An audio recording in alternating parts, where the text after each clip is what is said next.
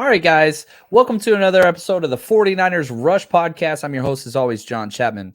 This episode is going to be a little bit different. It's almost a peek behind enemy lines because I was a guest on a Rams podcast show, the Rams Wrap Up, and the whole premise was they were interviewing all these different NFC West podcasters and channels, and it was really, really interesting because some of the questions that they had about the 49ers trying to establish the state of the 49ers as their enemy or whatever, understanding what their concerns, all these different things. So it was a really fresh approach to how they see the 49ers. And the first thing they came across is their main concern isn't the Rams or the Seahawks or the Cardinals. It's the 49ers, and it damn well should be. So enjoy this show. And I love the idea and the questions and just the different outlook, right? We're in a bubble, a 49ers bubble. It was great to be outside looking in and enjoying that conversation. So without further ado, here's the interview I did with Rams Wrap Up. So this week we are doing the 3 segments dedicated to our NFC West rivals. We got the Cardinals, 49ers, and Seahawks joining us, representatives from each team that are going to get us caught up on their off-season activity. Right now joining us is John Chapman, the host of 49ers Rush Podcast. How you doing, John? Man, it's a good day. I love this time of year before the draft. You got the excitement. It's like a kid on Christmas. And so it's good time. Free agency's kind of dwindling, but it's good time right now. It's a good time for all 49 or all NFL fans in general. Yeah, you just reminded me of the Jeff Fisher days when the Rams would have 3 first-round picks and 2 second-round picks. And we were so excited about I used to tell my Patriots fans that, hey, you guys won the Super Bowl, but we have 14 picks, so we actually won. That's the way. And I'll say this, I've been to a lot of the drafts, and it's one of the few times where different fans from teams all pretty much get along. Everybody's pretty much happy, except for Patriots fans. They're usually the most miserable no matter what. I don't know why that is. That's pretty good. So whenever we talk to anyone about their team, it always starts with a quarterback. No different with the 49ers. You guys got Trey Lance, your future in the building. My read on that was he was a little disappointing early in camp last year, but by the time the season rolled around, I think the 49ers and their faithful were feeling a lot better about his future, his ability to lead this team. But you still have Jimmy in the room, rehabbing his shoulder. A lot of us thought he would be traded by now. So give us your perspective. What's going on with the quarterback situation with the Niners?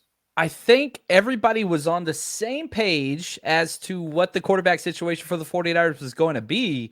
And then Jimmy G had this late surgery scheduled, waited patiently to have that surgery done, like one day before legal tampering, which threw a wrench in everything. Because if you go back to the end when the 49ers lost the NFC Championship game against you guys, congratulations to y'all, by the way. But he said goodbye and was in tears at the press conference after the game, basically said farewell to the faithful.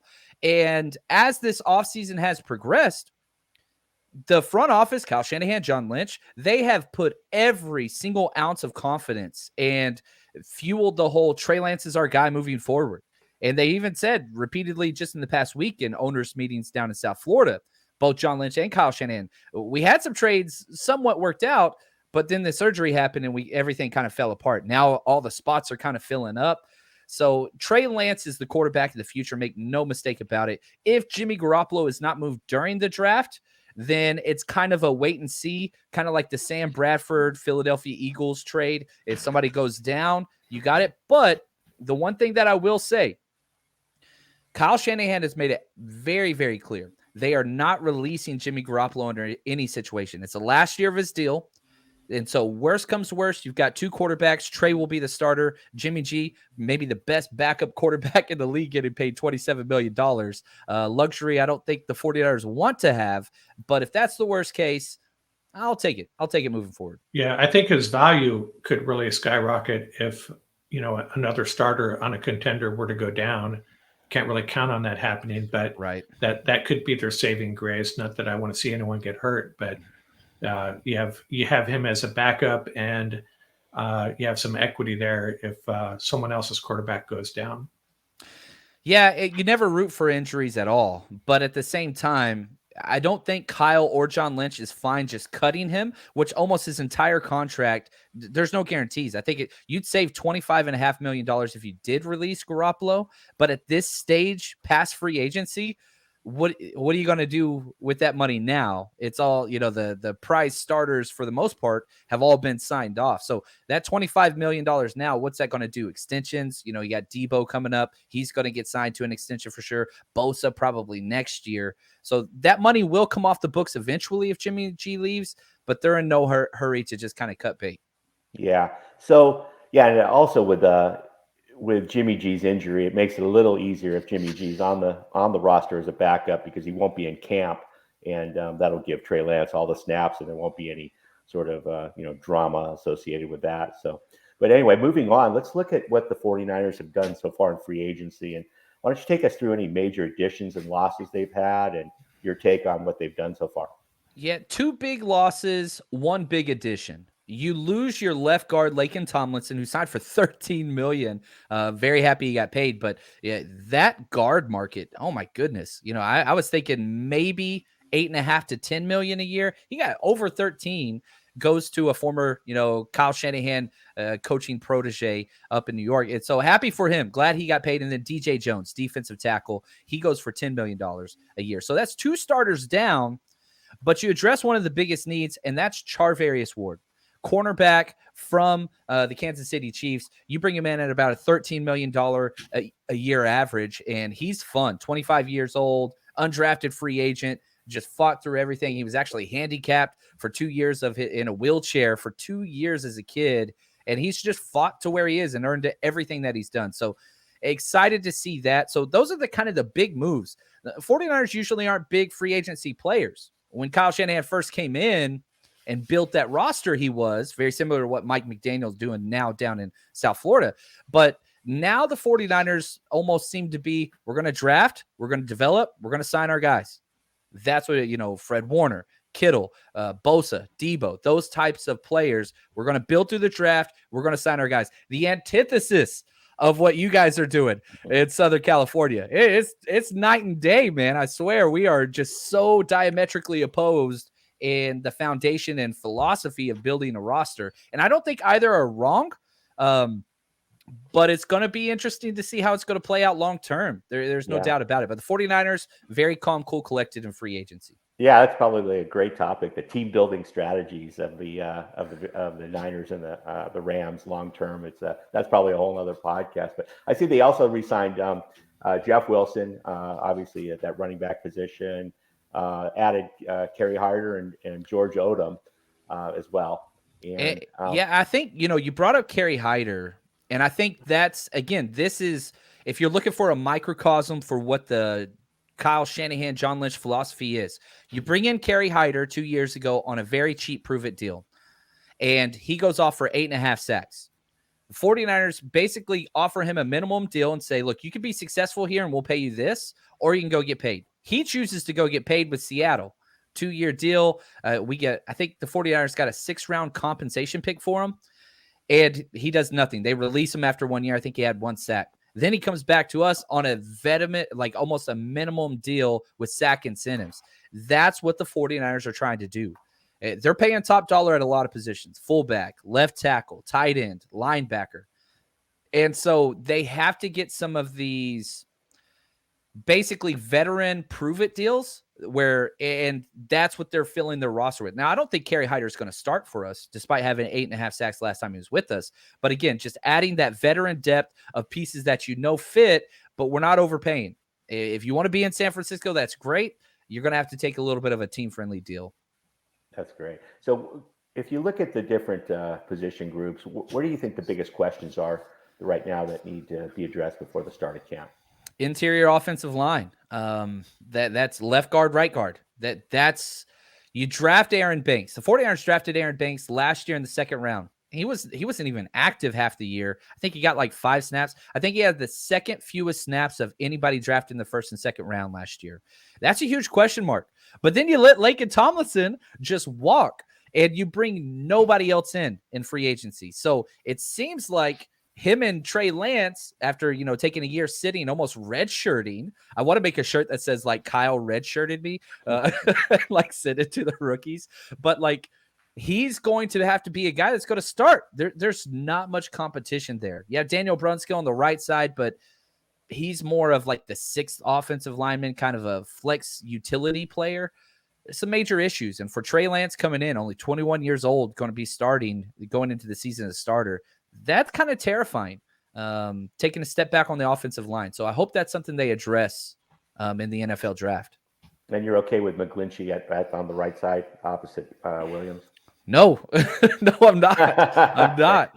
But they picked up his fifth-year option. He's coming off a major quad injury. There's some depth pieces there. You have Colton McKivitz. You have Jaylen Brown, who they drafted. So they have bodies, but I don't think they have starters. Even if McGlinchey's healthy, he's good for 1 to 2 kind of horrible highlights a game, even though he's a very good run blocker, which Kyle Shanahan wants. He has those 1 or 2, just whatever team we're playing, they're going to have a highlight play against McGlinchey every single game. So those are the major issues. And I think you're right, Tom. To bring up McGlinchey, no, I even if he was healthy, I'm not okay with it. But he's guaranteed. He's going to be getting paid. Now, the one thing I will say, it's a contract year. So if he balls out, Shanahan loves him. He might be here long term. Yeah, interesting. Similar to the Rams on the offensive line. That's, in my opinion, the biggest question there with Corbett gone, similar to the Tomlinson loss at guard. And really nobody's replaced him. We have a backup center, Coleman Shelton, who might be slotted there right now. And then we lose, obviously, Whitworth and replace him with give a long, big contract to our former backup Noteboom. So not to get in too much into the Ram, but there's a lot of parallels there with these two teams when it comes to offensive line. So how about safety? Who starts opposite Jimmy Ward? It's a 2-person race currently.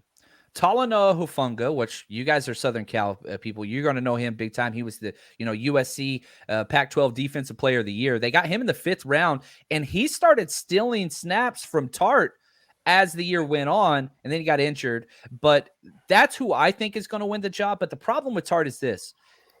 His instincts are great. Football IQ, amazing. Athleticism, very subpar. That's why he fell to the 5th round. So you're going to put this guy out there. We rotate our safeties. We don't run a traditional free safety, strong safety in the box guy. They play both. And so you're going to put him back as free safety against, DK Metcalf, Cooper Kupp, Allen Robinson, all these guys. It's scary. Now, if you're looking for the hyper athleticism, the 49ers still do have Moore, who was with us, tore his Achilles right before training camp last year. And so that Tarvarius Moore. But he ran a 4.32 at Southern Miss. So he's the athlete, not as good in the run game. So I think those two guys are going to kind of battle it out. And again, I hate to keep saying this, but one of the positions that could be targeted in the draft with one of the 49ers kind of first 2 to 3 picks. Gotcha. I love this safety class in the draft, by the way. Love this safety class.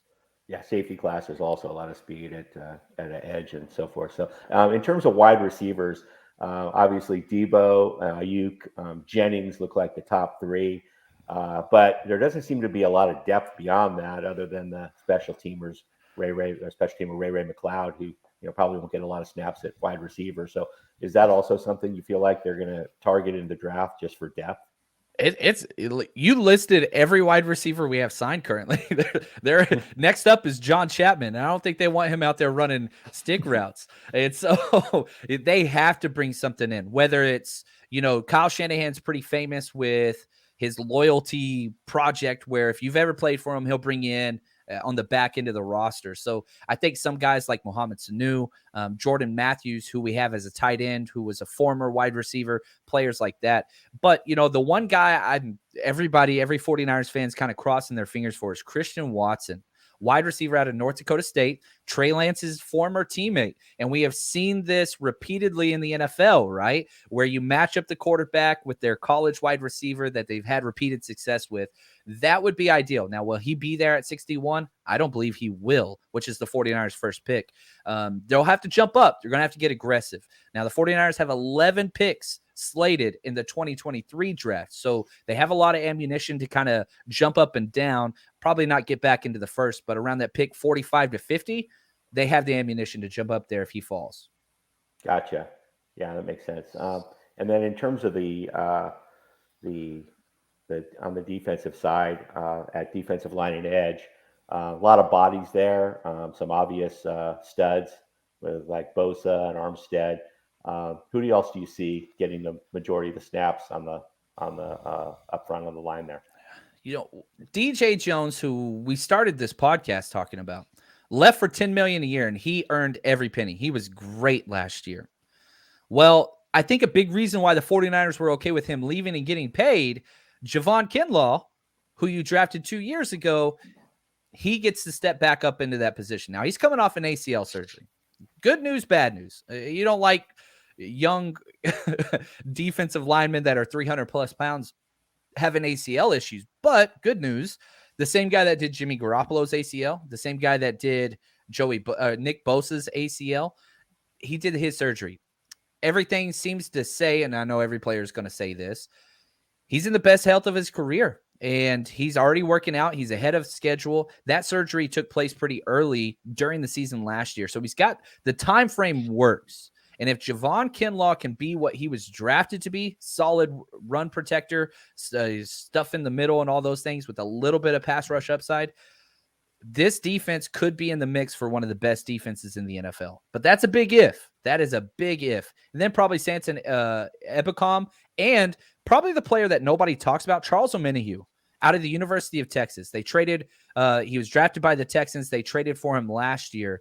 I think he could be one of those guys that could start to be kind of that opposite Bosa, an 8 to 10 sack kind of player that specializes in that. Because if you play opposite of Bosa, you're going to have success in this defense. It's just, it doesn't matter who's there. The numbers go up. Yeah, that's the in our parlance, that's the Aaron Donald effect, right? Anybody who plays opposite him is gonna get paid. Look at Dante Fowler and a few others. So, and the last real question mark is cornerback. I mean, obviously you got Shavarius Ward, Mosley.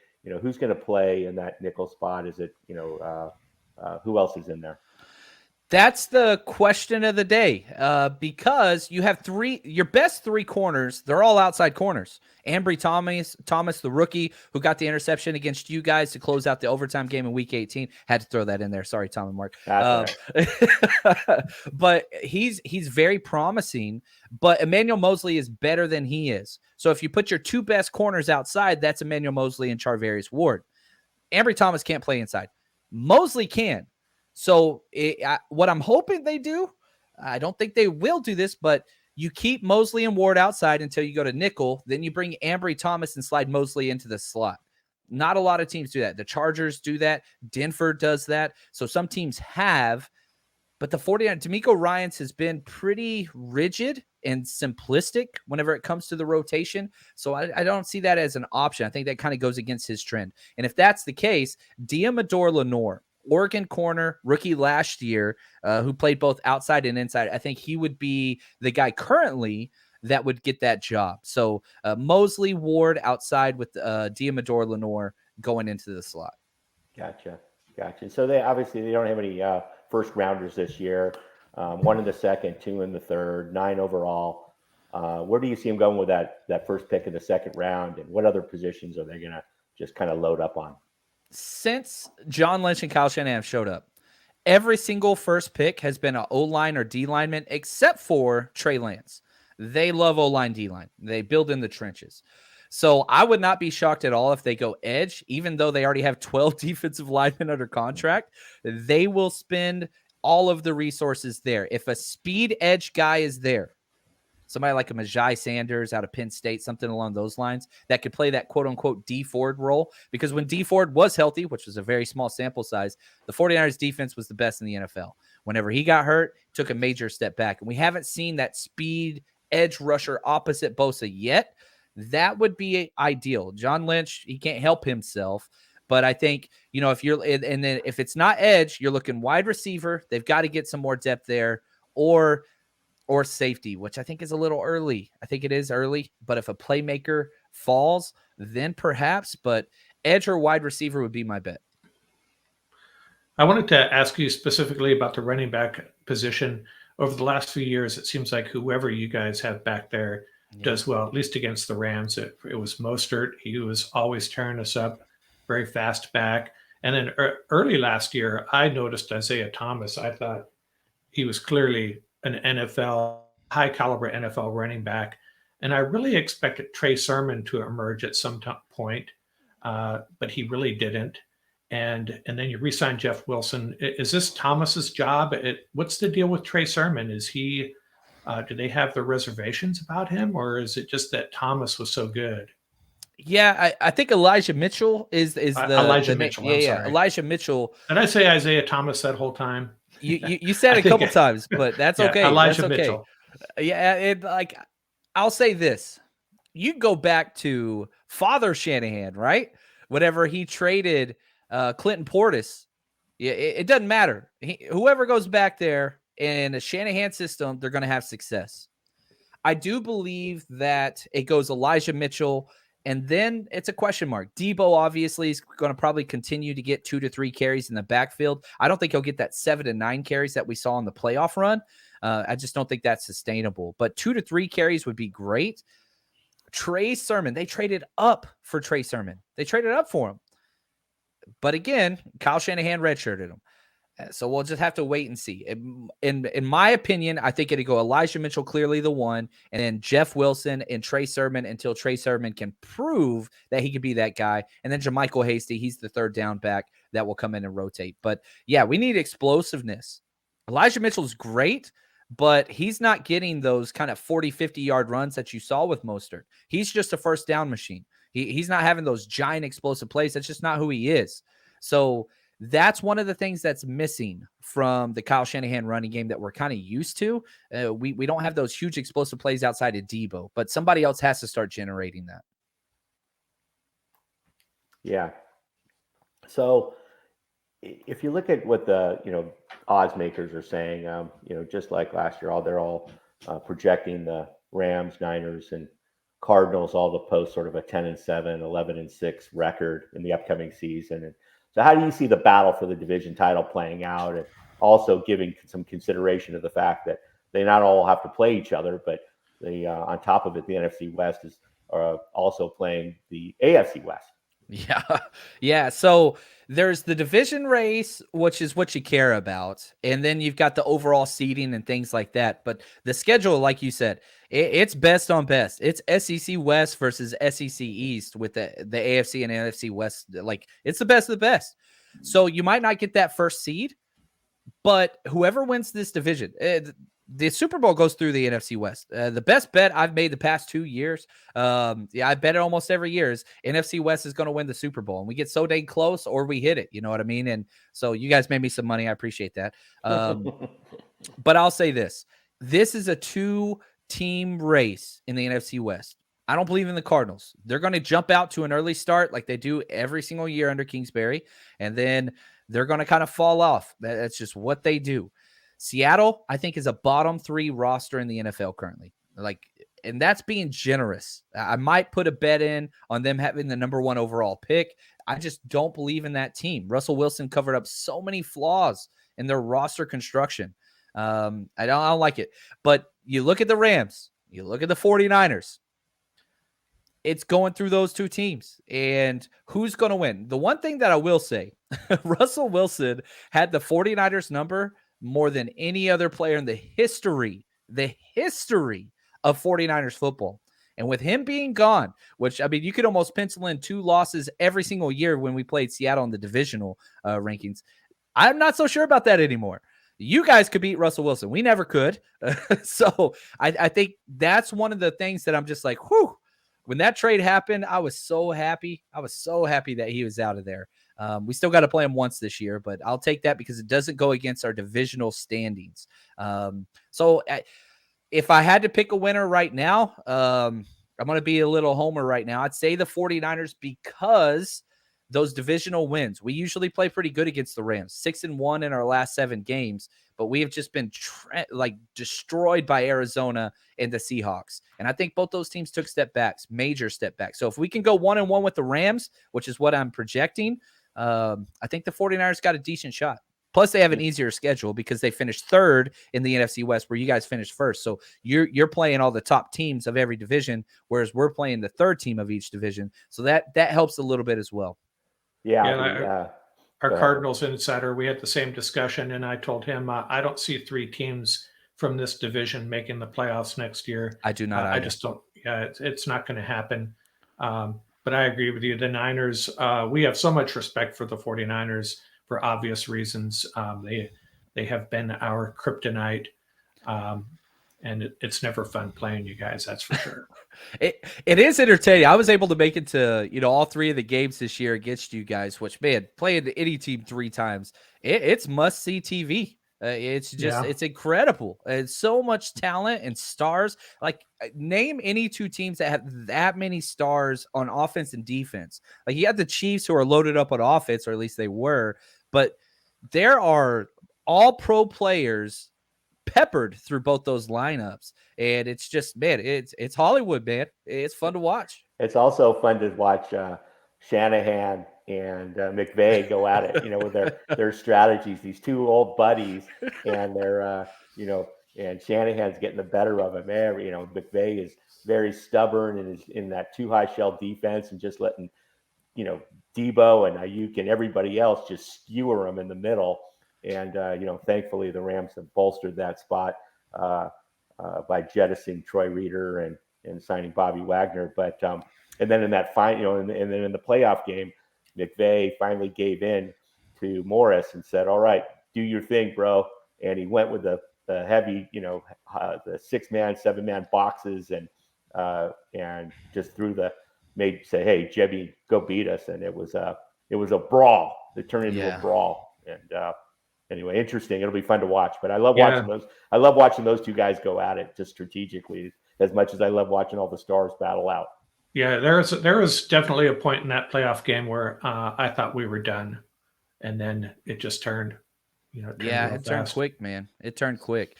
Now, here I have a question for you guys, if you don't mind, Tom and Mark. Sure.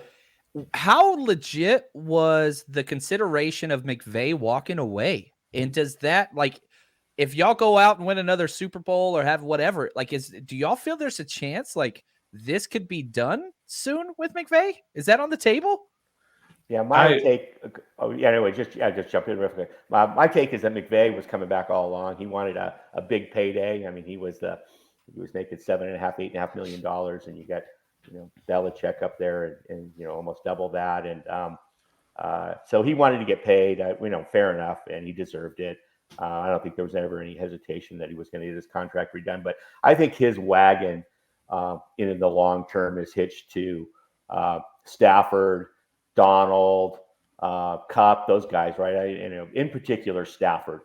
He was so miserable having to coach Jared Goff. I mean, people say he's a workaholic. He does this, and he's going to burn out at an early age. But he had to, because he had to scheme and he had to call the plays. He had to make adjustments at the line of scrimmage for the guy until the 15 seconds was up.